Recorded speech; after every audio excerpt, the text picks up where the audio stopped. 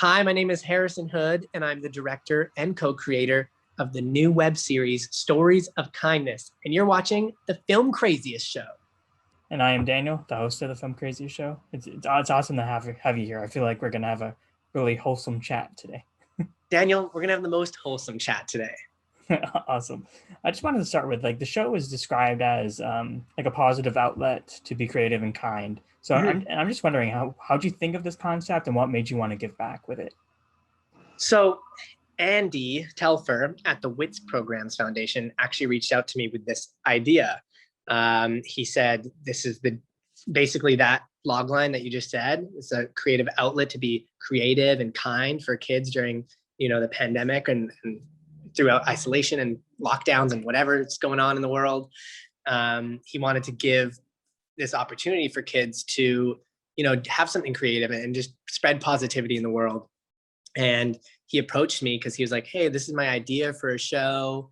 And I don't know how to make a show, but you seem like you might know how. And I was like, yeah. I was like, you know what? This sounds great because I have nothing else going on. And it's just it's wholesome. It's so how do you say, I've been saying this in every interview, so I feel like a broken record. How do you say no to making a show about kindness? I don't know. I was like, this sounds so fun and just easy and just good. It's just going to feel good. So awesome. Can you tell us a little bit about the WITS program? Yeah. So the WITS Program Foundation, it's an acronym. So it stands for, it's like an anti-bullying foundation, and WITS stands for walk away, ignore, talk about it, seek help. And that's been their acronym since the beginning, which is, oh gosh, I hope I don't mess this up. I think 15, 20 years. I had it in elementary school when I was in elementary school, which is, a while ago. So, and they're in, thousands of schools across Canada. And they, they're French and English, and they really make their mark in the school system, and they have their program out there, and I think it's really great. I've known about WITS my whole life almost. So when, I didn't know that it was based in Victoria, and it was actually, my friend I went to high school with, his dad is Andy. So Andy hit me up, I haven't talked to him in years, and he was like, hey, you know how to make shows and stuff. And, I work for the WITS program, and I was like, oh my gosh, I know WITS, let's do this. Okay. And then of course, Travis Price as well with Pink Shirt Day. He's like, we got Travis Price involved with Pink Shirt Day. And I was like, yeah, this sounds awesome. Okay. So did you know Travis before? Or was he? I had known of Travis, but I'd never met him before. I can't remember if he had spoken at my school growing up. I feel like he could have. But yeah, we definitely did Pink Shirt Day when I was in, middle school and high school even. So yeah. Okay, cool. Yeah, I remember having, I don't know, I assume I'm in Ontario, so I assume someone with that program would have talked to us, but I'm not sure. Yeah, it's very possible. Yeah, they're in Ontario, so it's very possible. And also, Pink Shirt Day is international now. It's huge. I think our Prime Minister, Justin Trudeau, or his wife, recently on Pink Shirt Day just posted about Pink Shirt Day. And it's wow, that's amazing. And it was right when the show I was just finishing it in post-production, and I saw that, and I was like, this is wow, Pink Shirt Day is huge, and they do it in other countries as well. So that's pretty cool. And the WITS program is they're really expanding a lot. And it's crazy because they're already all over the place. They're in so many schools. I'm like, how many schools are there in Canada? True. Nice. Also, sorry, is it too much to ask for you to turn your phone horizontally? Oh, for sure. I thank you. It's just, since it's video, it's probably better if it's horizontal, right? Yeah, for sure. And I get it too. I direct and produce, so I should have known that. Exactly. Well, not that you should have known it, but yeah, exactly. You direct and produce. So with that said, your YouTube and your TikTok experience, did that kind of help you with directing the show? Yes and no. I mean, I've been making YouTube videos since I was young. It's just how it was just a creative thing for me. I was making YouTube videos before YouTube was YouTube. It was a totally different thing. It was a different beast. It Google hadn't bought it yet. It was a small community, kind of like TikTok is now. Like it felt very like this is new and exciting, and people were making videos, and there's this community, and nobody was making money on it. It was not like people getting ad money or doing brand deals or any of that. It was just people making videos, and it was super fun. So that's when I was doing YouTube, and I was making videos all the time just because I liked making videos, and I liked, I was learning how to edit, and I was learning how to make content essentially when I was like 12 years old, just because I wanted to make YouTube videos because I saw other people doing it, and I saw people reacting to the stuff I was putting up, and I didn't realize at the time how useful it would be or how big YouTube would ever be. It was just, it just was fun. It was just fun for me, which is kind of still how I treat it. Like I kind of quit YouTube for a bit because I was doing a lot of acting work, but YouTube helped me book that acting work, which is a really cool like thing to happen. I hosted this kid show called Finding Stuff Out for 3 seasons, and my YouTube played a big, my videos that I had on YouTube played a big part in me booking that role from the audition, because the producers saw my YouTube channel, and they kind of reworked the show around me and around seeing, after they saw my personality on the videos and just how I make videos, they kind of adjusted the format of the show a little bit, which is what they told me. And that, I think that's really cool that came out of YouTube, right? Like that was because of my YouTube. So yeah, it's given me some really cool opportunities. And so I still like to make videos. I just do it for fun, and I don't want it to ever not be fun. So I don't like go do brand deal videos, or I don't do like, I don't know. I'm not worried about the ad money, and I'm not worried about making a video every week that's 14 minutes long because the algorithm favors that or whatever it is, right? This is a long-winded answer, I realize, to your question. So the making YouTube videos, and then acting, and then working in film, and then directing some short films in the last few years, all that, and making TikTok videos, all that stuff helps me produce, and it helps me direct, and it helps me create something like Stories of Kindness, which is this little pocket of content that isn't traditional because it's not a full TV show, and it's not like, it's a web show, right? And it's fun because we have a lot of flexibility with it. We had the creativity to do essentially whatever we wanted within the budget. Now just now that we're on the topic of your acting, I just wanted to ask, because I recognize you as Darren Walsh, the Cheese Touch Kid from Dario the Wimpy Kid. Wow. Now, has anyone like recognized you like or talked about that to you like since? Yeah, not really. That part comes up all the time. That's like an iconic piece. I love Diary of a Wimpy Kid. I loved it. When I was like auditioning for it, I was like really into the books. I was like that age. So it was incredible experience to be able to even audition for it. And then they brought me back in for, like, I went for Greg, and then they brought me back in for Fregley, and then they brought me back in for like 3 roles. They're like, we're gonna get you in this movie kind of thing. So that was my first part I ever booked. And it was like obviously incredible to be a part of and be the Cheese Touch Kid, because that's so fun. So I ended up getting the pleasure to play Darren Walsh, and everyone still talks about that for some reason. They're like, you're the Cheese Touch Kid. No way. Like, that's amazing. Like, we played that on the playground or like whatever. So it's pretty cool. I discovered there's a Reddit called Loaded Diaper, which is the band name from the book series, like the older, like Rowley's band. And so there's a Reddit called Loaded Diaper, and it's all like fan art, and like, they're called, like, they draw stuff like it's from the books or the movies and stuff. So it's an amazing community there. They're just Diary of a Wimpy Kid fans, and they reached out to me like a couple years ago, and they're like, can you come do like an Ask Me Anything on our Reddit? And I was like, I didn't even know this existed. There's like 200,000 people in this group. Really? Like, wow, I did not realize it was like that. Like, it's popular, man. Like, I knew it was popular, but I didn't realize to what extent. And I'm like, there's a whole community here that is still obsessed with Diary of a Wimpy Kid, which is awesome. Jeez. What were some of the questions that you got? They were super nice. Like, I didn't get any really weird questions. Mostly they was like, what was it like to film the movie? Like, what was it like to be able to play the character? Like, what is your acting stuff going on now? Like, what kind of stuff do you have going on? I get this one all the time. Was the cheese real or fake in the movie? And I unfortunately have to tell everyone that it was silicone and it was a fake piece of cheese, and they actually CGI'd all the mold on it later in post. Wow. Because they made it like age, right? There's like a time lapse. So that was a separate, yeah. So yeah, it's pretty interesting questions that I get like that. Oh, I get a lot of questions about the other cast as well. Like, were they nice or whatever? And do you stay in touch? And yeah, like they're super cool and really nice people. I don't stay in touch with all of them, but I know a couple. So. Okay. See, I actually didn't watch that movie until for the first time until like last December. So that hearing that the cheese was only silicone doesn't break my heart or anything. Okay, good. Some people really wanted it to be real cheese. Okay.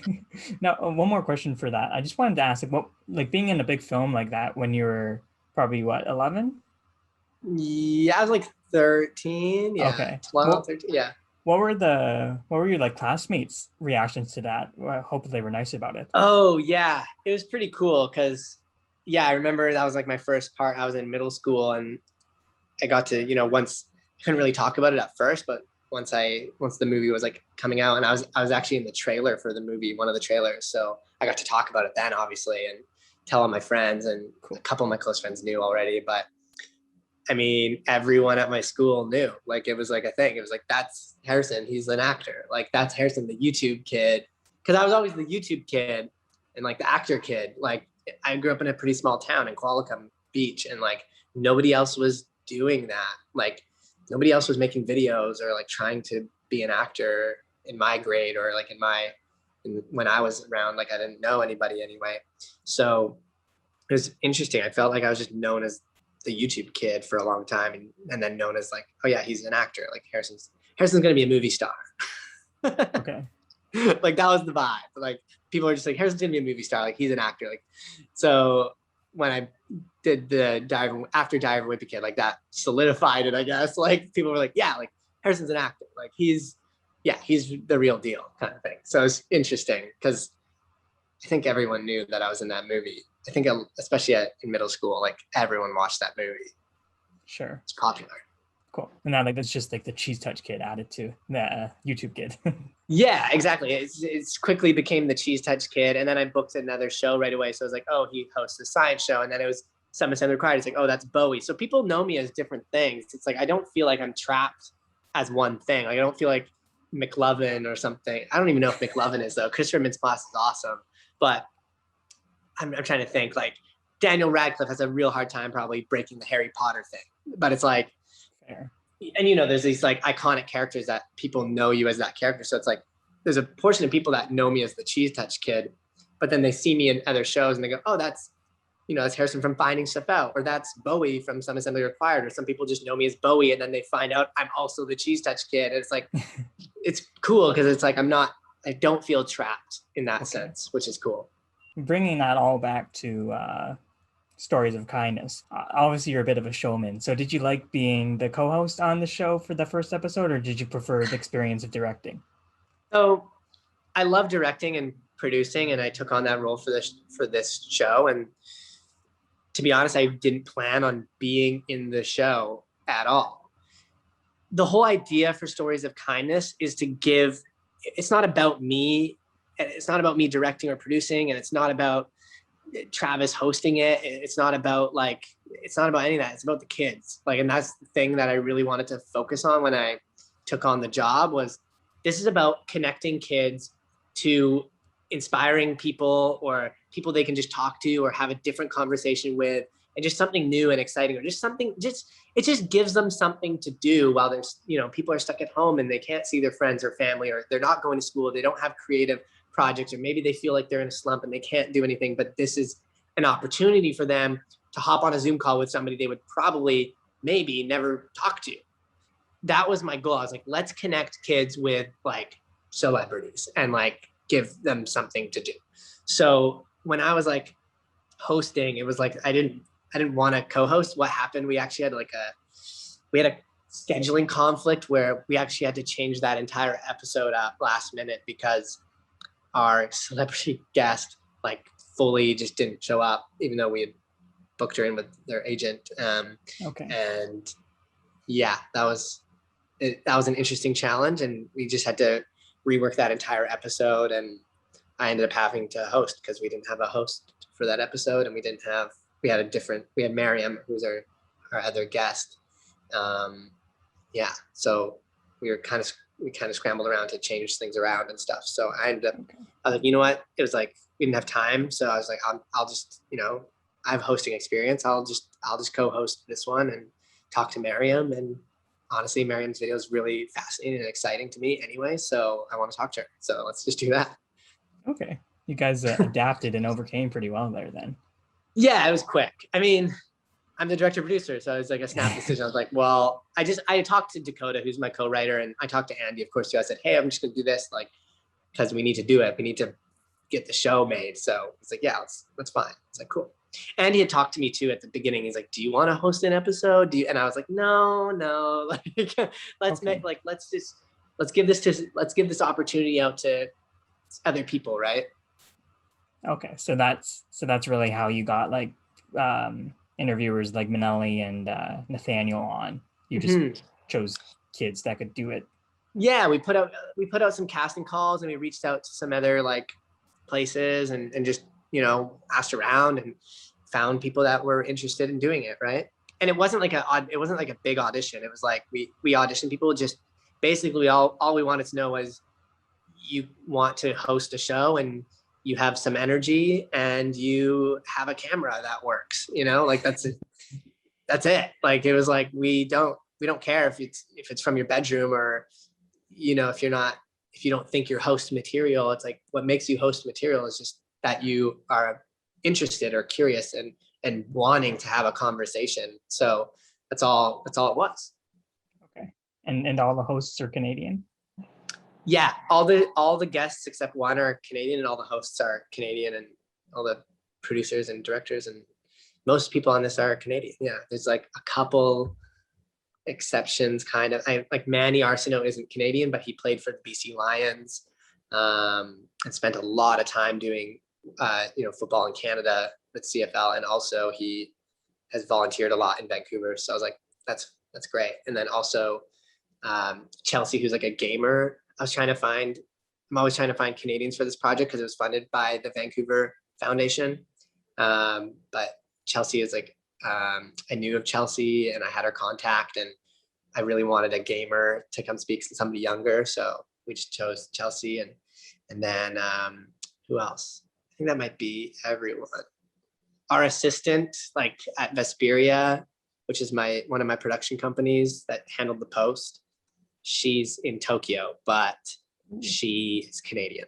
Okay. So yeah, she's just in Tokyo right now. So she was working remotely from there. And I mean, the whole show is produced remotely, so it didn't really matter where people were. And that was kind of a cool aspect of it too. It's like Travis was out in Nova Scotia, and I found a team out there to film with him. And I think, we had a host in Calgary, and we had most of our hosts were like Vancouver or like BC based, and then we had a few out east and whatnot. So yeah. All right, neat. Yeah, and for the Chelsea Cook, when she was on, I thought it was neat how it fit into the cyberbullying theme, and just like the questions Nathaniel asked about just cyberbullying and just what comments she's gotten. Yeah, and that was an easy connect. Nathaniel's like, on his audition, he's like, oh, I like gaming, but I live in Whistler, so I love going to like outdoor stuff too, but I also love gaming. And I was like, dude, let's get you to talk to a gamer then. Like, okay. Yeah.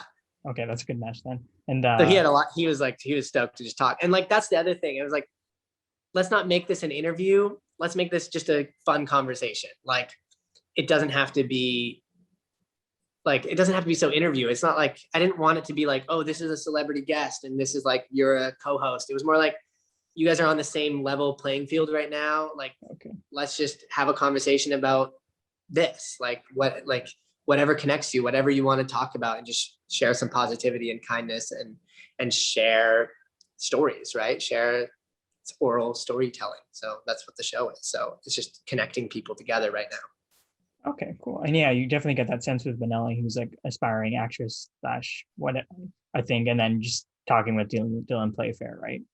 Yeah, it's awesome. Like that was an awesome conversation too. And Manelli's like, she was a great host because she wants to be an actress and she had so much energy, and she was super stoked to talk to Dylan, and because she had watched some Assembly, she watched Descendants and stuff. So that's cool. All right, nice. Now, cool to connect to people like that. Yeah, for sure. Now, I was just kind of curious because because obviously it's a kids show like on kids YouTube. So is that why you couldn't really mention Letterkenny with Dylan? Yeah. Okay. I mean, yeah, that's why, because we wanted to keep it all ages, right? So look, Letterkenny is an awesome show. I watch it, but like it's not for kids, right? Exactly. So we can't talk about that. Yeah, that's true. You don't really want them watching that yet, I guess. Yeah, I mean, it just depends on their age, right? Like maybe if they're teenagers or whatever, or they're watching it with their parents and their parents are okay with it, they understand, like, the parents are there to explain stuff to them, then it's different. But yeah, we don't want to advertise a restricted show that's not for kids to kids. Like it's not, it's just not appropriate. So yeah, of course. I did notice you guys fit in the pitter patter reference though, which I liked. Yeah, I think Travis must have been a big fan of the show, so he put in the pitter patter reference, and that's kind of the fun part of it too, for like people like you who are watching the show, or me, or like parents that are watching with their kids. It's like the show is for everybody. Everybody can listen to kindness and positivity and just stories, and we have these great guests that are they're talking freely, and they're talking, they're not. It's not some BS like interview. That's sure. What it is, right? Like it's just real. Like it's just like, here's a kid who wants to have a conversation with like this really cool celebrity and talk about, what they want to do as well, and like what their aspirations are, and how did they get to do what they're doing, and all that stuff, right? And how are they dealing with the pandemic and all that. Okay. I wanted to ask about the structure of the show, because obviously the conversations are like 5 minutes or so, and the whole show is about between 12 and 14 minutes. So what was it like figuring out the structure and all the skits and such? Yeah, that was our biggest challenge, because we didn't have a lot of time to put it together, and producing it remotely makes it really difficult. Okay. So structuring the show, we structured it in a way where we could shoot out all of Travis's stuff on a weekend and then shoot all the interviews separate. So because we realized we wanted Travis to do a lot of the interviews, but his availability wasn't like open we only had him for a certain amount of days. So, okay. And when you have other celebrity guests, like their schedules are busy too. So it's a scheduling, I want to say nightmare, but it's also just literally impossible to schedule. So that's also why we chose to do the co-hosts and get more people involved. But it was also like, okay, like we can shoot all this stuff with Travis.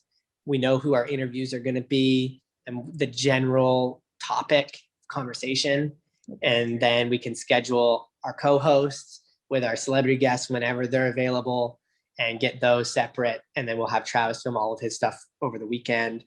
And so there's like a loose script, but also like it's an interesting one because it's not like we could go reshoot stuff. So there's a loose script that also we had to be careful of, like making sure it all fit together. It was like a little puzzle we were trying to figure out the whole time. Okay, a lot of pieces, and I think the puzzle comes together though. Yeah, I think it does. Like if you look very closely with a fine-tooth comb, maybe you'll find a couple little hiccups. Like the one episode, like the episode that I'm in, we had to rework that whole thing in editing and stuff. And so that one, it's a little bit more difficult, but I don't think anyone noticed. So I enjoyed the little, kind of felt innovative when we were just in a laptop and you were like trying to transition back to Travis. Yeah, I stole that straight from, I stole the laptop idea straight from the kids show that I had hosted, Finding Stuff Out, because they do a lot of, that show is science-based and they do a lot of the kids asking questions and answering. So it's a similar format where there's a computer and kids send in the questions and then I answer the questions, right? Or I find an expert to help answer that question. So I kind of stole that laptop idea because I knew how it had been done on that show. So that actually helped in formatting this a little bit. And then, yeah, just having the ability to like, you know, throw up part of it on the laptop or whatever. And then it's like Travis is there with everybody watching and stuff. It's the movie magic. Exactly. Yeah. Yeah. I wanted to, the walrus, his name is Wits, right? Yeah. Wits up. Wits up. Okay. So I wanted to ask, was that always the mascot for Wits program? Yeah, that's been their mascot for a long time. And Andy was super in our development meetings, and he was super like, he was very not vocal, but he was very excited about this mascot costume he had, and he kept pulling it out and showing it to Dakota and I, and he kept saying, look at this mascot, we got to use the mascot, and I was like, yeah, for sure. There's definitely not a moment where I was like, we shouldn't use that. I was like, this thing is hilarious, and also let's think of how we can use this. And then it just came to us where it's like, we can just do a segment with Wits Up, and it can be like our anti-bully segment in every episode because he's the Wits mascot. So I was like, this is perfect. So that was like, I think Dakota and I had the most fun creatively writing the Wits Up sections, like segments. They were so fun to write. And we just started getting really excited about it. We're like, we can make these like some really real moments, or like we can make these like funny little comedic moments, but with like heart to it and like with a real message behind it. Okay. Now, how'd you get Nate Jackson in the costume? This is an interesting one. I didn't even know this. So Sydney Jackson is filming she had done some videos for Wits in the past, and she's based in Victoria. Like she had done like one video for them or two. And I saw it and I was like, who did this? And he was like, well, this 16-year-old girl did this. I was like, why don't we get her to like film the Wits Up segments? Because everything's being done remote. And that just sounds like so much fun for somebody to do, like for somebody like Sydney to be able to do while during isolation. Like that's what this show is about, right? Like let's give her the opportunity to direct a segment on the show and make a little segment happen and have fun and be creative. And she like took our ideas and reworked some of them, and it was super fun for all of us to work together on that. And she got her brother Nate in the costume, because I found out later that her brother Nate was in one of my acting classes like recently, because I was teaching acting classes on Zoom. Oh. And I was like, wait, Nate, like when I was in my acting class? She's like, yeah. I was like, he should just be in the costume. So we ended up figuring that out real easy. I was like, that's who has to play the walrus. We'll let Nate do it. And you can film it. And then also with COVID restrictions, that was really helpful because they're in the same household, right? Sure. Yeah. So that was like another thing we were dealing with was, hey, there's COVID restrictions. We got to be careful. We can't involve too many people. And if we do, it has to be, we got to do it right, and got to make sure it's safe and that you're filming these segments safely. Same thing with Travis. We had like a very small team. We had 2 people and Travis. So, or 3 people and Travis, but we had, everyone's wearing masks, and they had almost next to 0 cases or something in Nova Scotia at the time. And Same as Victoria on the island. They had very, very, like almost no cases, very low. Okay. So that's lucky for the production then. Yeah, it was lucky for us because we were ready to pivot at any moment or rewrite stuff or change stuff based on restrictions if they came into play, right? Sure. Okay. That's an interesting little 2 degrees of separation though with Nate. Sure. Yeah, that's pretty cool. So so we had talked earlier about with Chelsea and like her getting negative comments. That I hope it's not like a personal topic, but I'm just curious if you've gotten any negative comments and how you would deal with that, or any advice that you could give. Yeah, for sure. I almost wanted to that's like the one episode I almost like wanted to be a part of, because Chelsea is a YouTuber. That's how I knew her. And I come from the whole YouTube background. So I kind of wanted to if I was gonna host an episode, I almost wanted it to be that one. But Okay. yeah, because I have a lot to talk about with that. So yeah, like keeping it kind of short or picking one thing. It's like the negative comments. Yeah, like I got them all the time. Even when I was like 12, I was like 11, 12 years old making videos and putting them on YouTube. And it wasn't even as bad as it is now, or it might have been worse. I don't know. But people were just like unfiltered. And there was like, some horrible stuff that can be said in those comments. And I would get it, and like everybody would get it. And so I was just lucky to have found a small group of people my age also making videos. And we were kind of like internet friends. And this was wow, when was this? Like 12, 13 years ago, when it was weird to have internet friends. Okay. When people would be like, you met online, that's crazy. And now it's like, we met online, no big deal. Yeah, I had this small group of internet friends, and they'd be like, we would talk about that kind of stuff. And it's just kind of like, it almost became a joke, because like everybody got horrible comments. No matter how personal the comments could seem at times, it's just like, you quickly realize by talking to other creators or other people also putting out content that they get the same stuff. Okay. Whether they delete it or block them or leave it and it's hidden or you don't see it or whatever, like everybody gets that stuff. Some people get it on another extreme level and some people way less, but everybody gets some type of hate comments or hate, hate mail or whatever it is. And I don't know, I guess after realizing that and like just not really caring, like what Vine 347_2 like says about my video or me, like I don't know who that is, and they obviously don't know me, so like why do I care? I guess that's what it came down to. I realized that early on, and I guess that's what we were trying to share in that cyberbullying episode with Chelsea as well. So yeah, I guess if you're making content, you just got to be ready for it. Like you got to almost expect it to some degree, because people want to judge you, or people are jealous, or people just want to say mean things online sometimes because they're hiding behind a computer screen and it's easy. And some people aren't kind. Yeah, so true. It's best just to ignore that. I mean, this is going to sound so cheesy maybe, but that's where like the Wits program comes into play. It's like, well, I have the ability to ignore it. Like I can walk away and ignore that comment and not let it affect my day, right?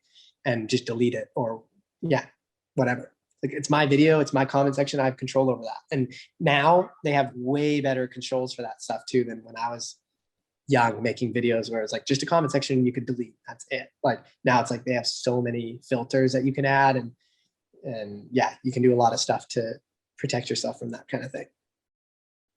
Okay, good. Yeah, and I actually like watched like a documentary the other day, and it said like you may hate everything I do, but I'm still gonna do it, and that's your right to hate everything. Kind of thing. Yeah, and I mean that's how I like the videos I make, and I hope this goes for anybody who like wants to make videos on YouTube or be a content creator online on social media. Like I don't make videos for anybody else except me, really. Yeah. Like if I think it's funny, and if I think like if I like the video, or if I just think like this is a fun idea, or like, oh, I want to make this and I'll put it online or whatever, like to share it. It's my thing. So it's like, think whatever you want about it, but at the end of the day, I'm just having fun. Like exactly. Yeah. like that's what it is. Like it's really not for anybody else. I don't know. Like that's just how I kind of have an outlook on it. And I think it's dangerous. I think people get really affected by it when they're putting content up for an audience and they're waiting for that, because it does feel good to get good comments. I mean, that's why anybody uploads anything online, right? You want to. So I guess it's dangerous when you're relying on that, like adrenaline, or relying on those positive comments instead of relying just on saying, or relying on being able to just be like, oh, I made this because I wanted to make it and I'm happy with it. Okay. Yeah, it could be better. Or yeah, maybe this person's right. Maybe this is better, but it doesn't matter because I made this and they didn't. Like I really don't take any criticism. Like unless it's by somebody that I think is making stuff that I want to make, or stuff that I think is better than my stuff. You know what I mean? Like, Okay. Like most of those hate comments, you click their profile. Like seriously, please just go look at their profile and just go look at what they're doing. And it's like, okay, like they don't even have videos. So like they're like jealous or they're scared or whatever, which is like sad. But I mean, like you just have to ignore that stuff, because that's usually the case, right? You know, they're just spewing negativity and they're just doing this to everybody, or they're saying this kind of stuff to a lot of people, or like nobody's agreeing with them, right? Yeah. So, or the people I care about don't agree with them, and the people around me in my life that I actually know don't agree with that. Okay. Yeah. And like whether that's like, oh, this video sucks and you should never make videos again. It's like, hey, mom and dad, is that true? Hey, like best friend, is that true? Hey, friends at school, is this true? Like, don't, you know what I mean? Like, go ask some people, and like, they're all gonna say, no, that's good. Like, yeah, you could. Is my video good? Should I make better videos? Yeah, you can make better videos maybe, or like whatever it is. Like, if that's true, then maybe it's true. But it's like whatever. It's like, oh, like no, as long as you're having fun, like it doesn't really matter.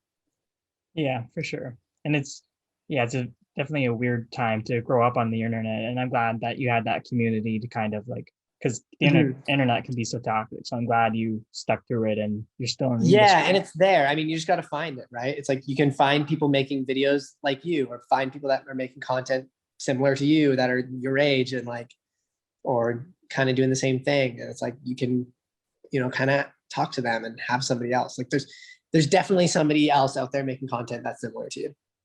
Sure. No, nobody, unfortunately, none of us are that original. Yeah, that's true.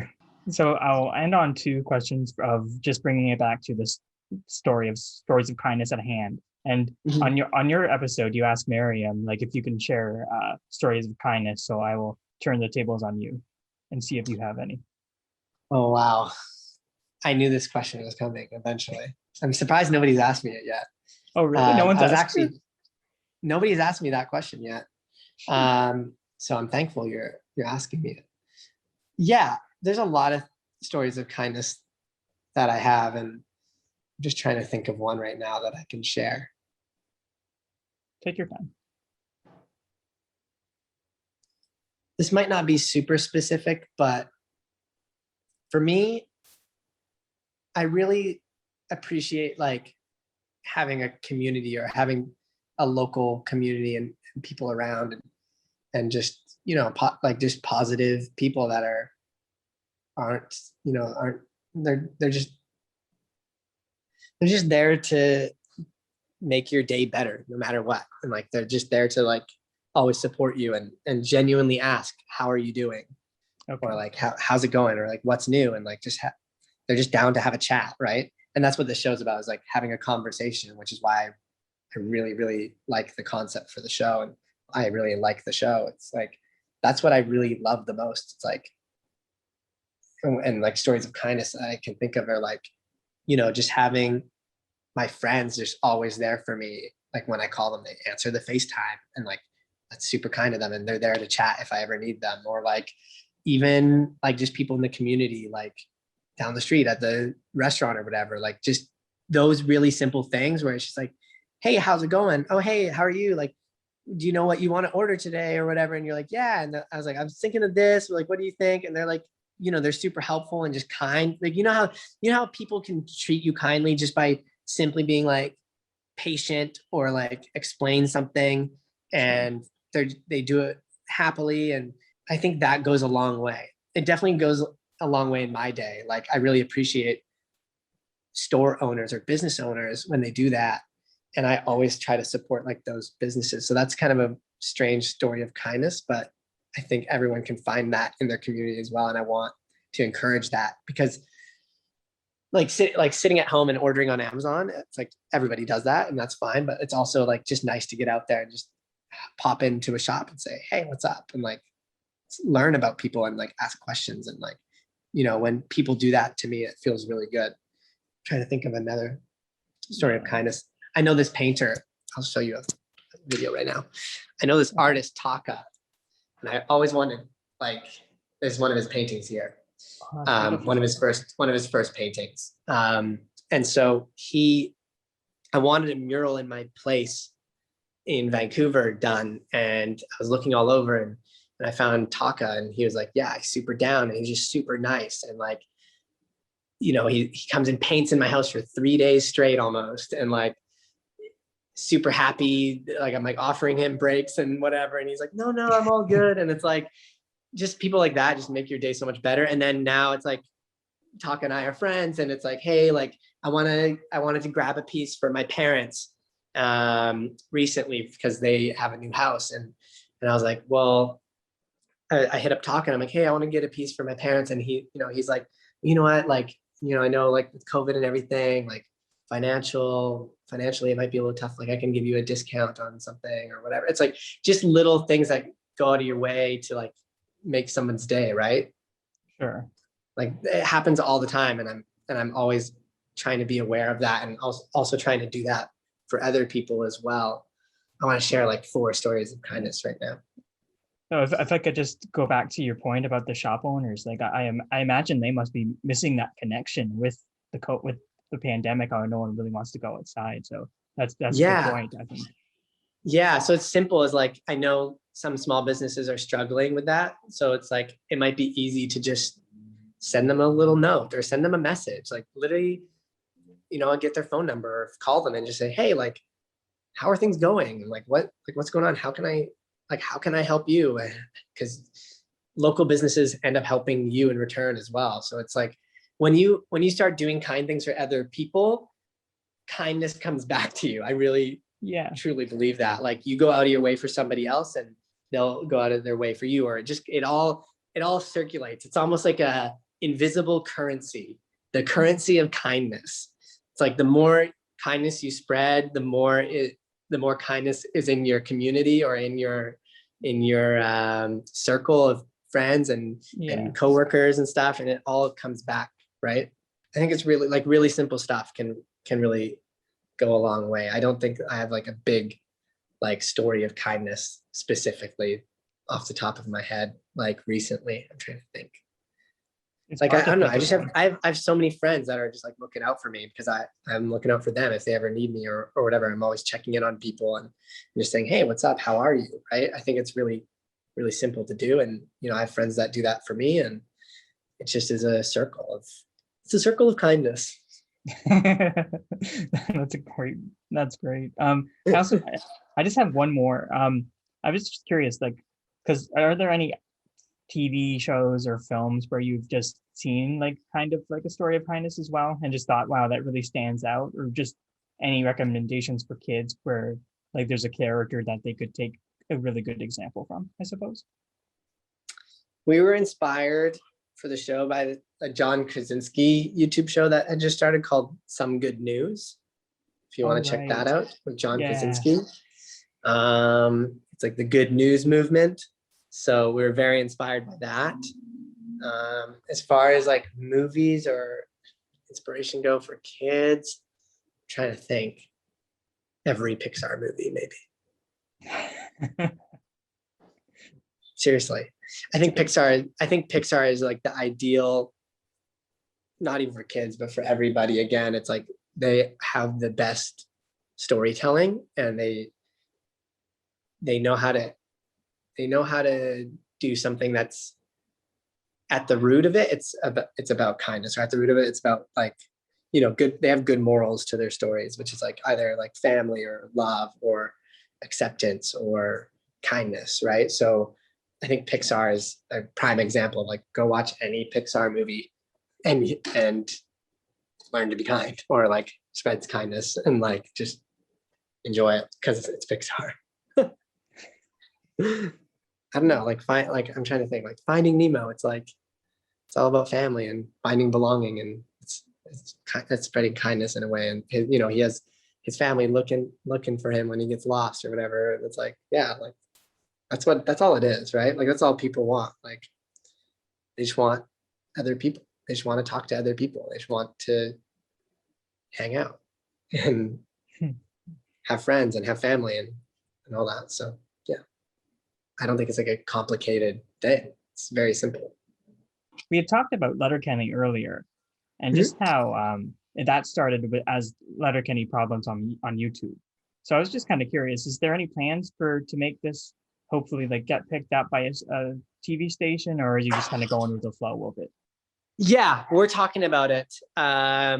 It's like a whole process. We have to develop a whole show. This web series was very rushed to some degree. Like we didn't have a lot of time to put it together, and we had to make an entire web series out of one log line. So There's a lot to be done very quickly, but we pulled it off somehow. And now we're looking at, okay, how can we adjust this moving forward and make it better? And also like what format do we want to do? Like it would be a similar format, but would it be half an hour long episodes, or would it be a web series, or like, yeah, like how are we going to continue this? Because I think it's a great show, and I do see the potential for more episodes and more guests and expand it further. Because I think it's great.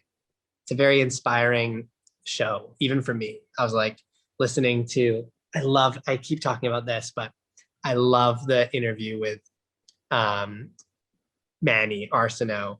I'm not a football guy at all. Like I don't watch football. I never played football. I watch like the Super Bowl every year with my friends maybe, but other than that, I'm like, what? Like I know how the game works a little bit, but like I'm not into football. And here's this football player speaking to like a 16-year-old dancer, Scotia, and I'm like, this is incredible. Like just the conversation they were having was so awesome. And I just thought Manny was like one of the most inspiring people I've ever listened to talk about kindness, and just talk about how he volunteers and how he, just the way he approaches things. I was like, this guy, I want to be his best friend.